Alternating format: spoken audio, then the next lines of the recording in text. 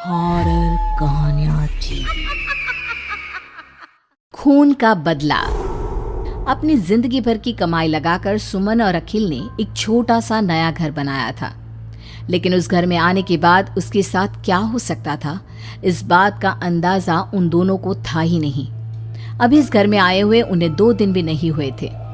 एक शाम जब अखिल घर में नहीं था तो किचन में खाना बनाते वक्त सुमन को ऐसा लगा जैसे किचन की दीवार के पीछे से किसी के बात करने की आवाज आ रही थी। कौन हो सकता है यहाँ पर? इतना धीरे धीरे कौन बात कर रहा है? सुमन दीवार से कान लगाकर बात सुनने की कोशिश करती है, लेकिन उसे कुछ सुनाई नहीं देता। तभी अचानक घर की लाइट चली जाती है और दरवाजे पर जोर जोर से दस्तक देने की आवाज आती है। सुमन दरवाजे की तरफ दौड़ कर जाती है, लेकिन दरवाजा खोलने से पहले कोई आवाज उसके कान में धीरे से सुनाई पड़ती है। सुमन, मैं यहाँ हूँ, तुम्हारे घर में। सुमन जोर से चीखती है और दरवाजा नहीं खोलती। दरवाजे के बजने की आवाज धीरे धीरे तेज होने लगती है। सुमन लड़खड़ाते कदमों से आगे बढ़ती है और झटके के साथ दरवाजा खोलकर अपनी आंखें बंद कर लेती है। तभी अचानक से अखिल की आवाज सुनकर उसे होश आता है। सुमन, क्या हुआ? तुम इतनी घबराई हुई क्यों हो? अखिल, वो लाइट चली गई और कोई है इस घर में। अखिल, मुझे बहुत डर लग रहा है। वो किचन की दीवार के पीछे से किसी की आवाज आ रही थी। कैसी बात कर रही हो? तुमने खुद सारे लाइट की स्विच ऑफ किए हुए हैं। देखो, लाइट तो आ रही है। सुमन, तुमने घर में अंधेरा क्यों किया हुआ है? और किसकी आवाजें आ रही थी? चलो चलो, मैं जाकर चेक करता हूं। नहीं अखिल, मैंने लाइट ऑफ नहीं की। और मैं क्यों लाइट ऑफ करूंगी? ये देखो, ध्यान से देखो, घर के सारे स्विच ऑफ हैं। तुम भी ना कमाल करती हो सुमन। तुम्हारी तबीयत तो ठीक है? ये देखकर सुमन और भी ज्यादा डर जाती है कि सच में लाइट की सारे स्विच बंद थे। सुमन समझ नहीं पा रही थी कि ये सब किसने किया होगा। ठीक उसी वक्त अखिल किचन की तरफ जाता है और सुमन को ऐसा लगा जैसे पीछे से किसी ने उसके कंधे पर हाथ रखा। उसने जैसे ही पलट कर देखा, एक साया उसके घर के दरवाजे से बाहर निकलता हुआ नजर आया। अखिल, अखिल यहाँ आओ, देखो कोई तो है। अभी अभी मैंने उसे बाहर जाते हुए देखा है। सुमन, मुझे लगता है कि तुम्हारी तबीयत ठीक नहीं है। अरे, मैंने किचन में भी जाकर देखा। पास वाले घर में जो लोग हैं ना, उनसे बात करने की आवाज आ रही है। एक काम करो, तुम जाकर आराम करो, मैं खाना खुद परोस कर खा लूंगा। ओके? तुम बेडरूम में जाओ। जाओ। नहीं अखिल, मैं अकेले नहीं जाऊंगी और अब इस घर में मैं एक दिन भी नहीं रहना चाहती। थोड़ी देर के बाद सुमन और अखिल दोनों ही बेडरूम में जाकर सो जाते हैं। डर की वजह से सुमन को नींद नहीं आ रही थी, लेकिन फिर वो गहरी नींद में सो जाती है और सुबह जब सोकर उठती है तो उसने देखा कि अखिल ऑफिस के लिए तैयार हो गया था। अखिल, आप कहाँ जा रहे हैं? मुझे इस घर में अकेला छोड़कर आप कहीं नहीं जा सकते। देखो सुमन, मेरा ऑफिस जाना बहुत जरूरी है। कल तुम ऐसे ही डर गई थी। अब परेशान मत हो और मैं ब्रेकफास्ट बाहर कर लूंगा। ओके? जब तुम्हारी तबीयत ठीक लगे तो तुम खाना बनाकर खा लेना। और हाँ, अगर तुम कहो तो मैं तुम्हारे लिए बाहर से खाना भिजवा दूं। नहीं अखिल, उसकी कोई ज़रूरत नहीं है। मैं अपने लिए खाना बना लूंगी, लेकिन मुझे डर लग रहा है। डरने की कोई बात नहीं है। अभी मैं चलता हूँ, तुम अपना ख्याल रखना। चलो, गुड बाय। अखिल के जाने के बाद सुमन बाथरूम में नहाने के लिए चली जाती है और शावर ऑन करती है। नहाते नहाते सुमन को एहसास होता है कि शावर से पानी की जगह खून गिर रहा था।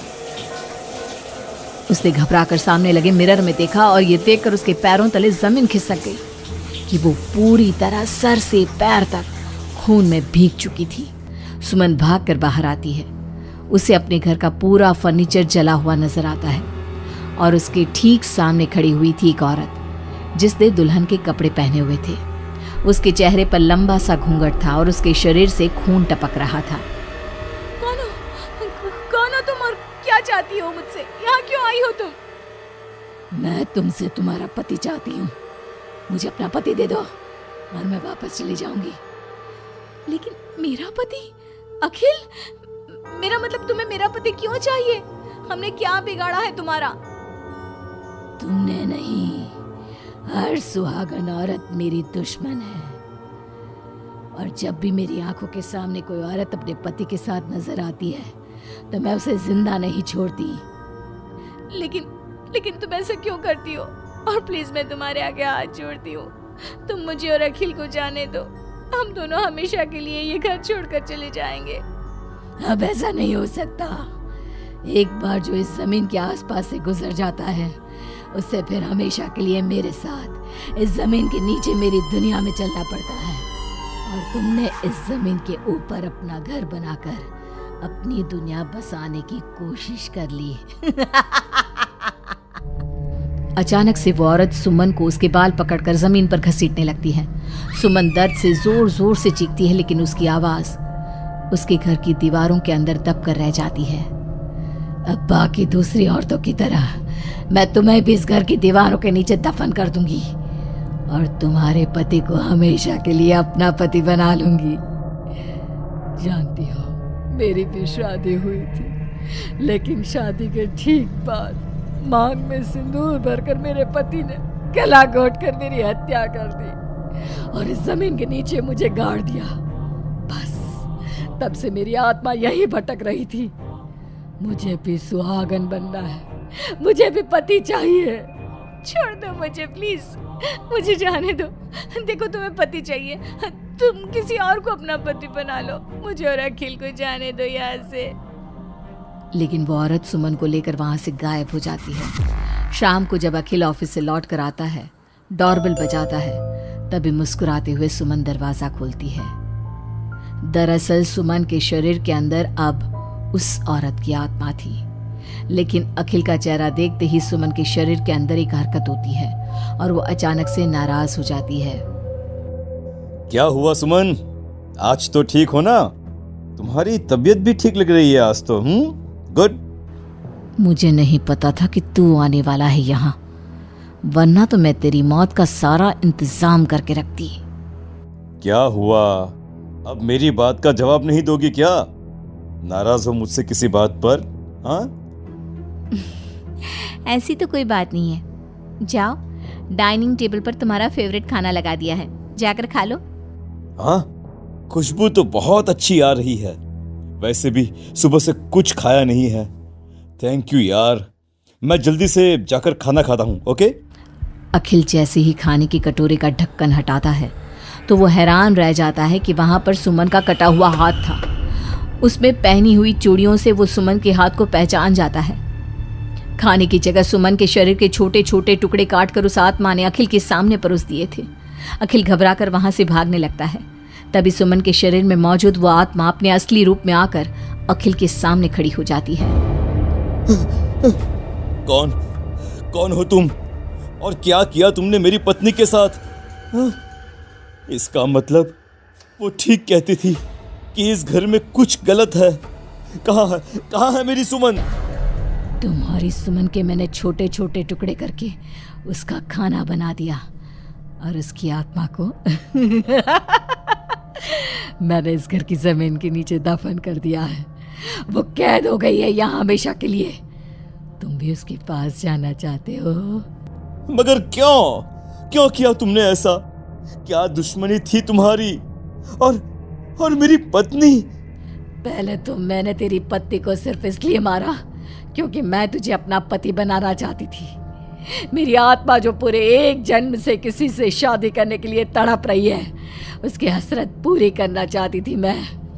और इसलिए मैंने तेरी पत्नी का रूप लेकर तेरे साथ रहने के बारे में सोचा। लेकिन जानता है, अब मैं तुझे जिंदा नहीं छोड़ूंगी। लेकिन क्यों? देखो तुमने सुमन के साथ जो भी किया, मुझे जाने दो यहाँ से प्लीज। अखिल भागने लगता है, लेकिन घर का दरवाजा अब लॉक हो चुका था। अब तो भाग कर नहीं जा सकता।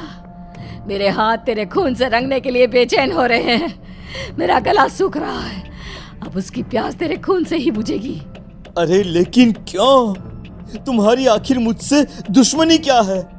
आत्मा अखिल की बात का कोई जवाब नहीं देती और अपने लंबे नाखून उसके गले में गड़ाकर उसके शरीर को खा जाती है और उसके बाद जोर से हंसते हुए कहती है,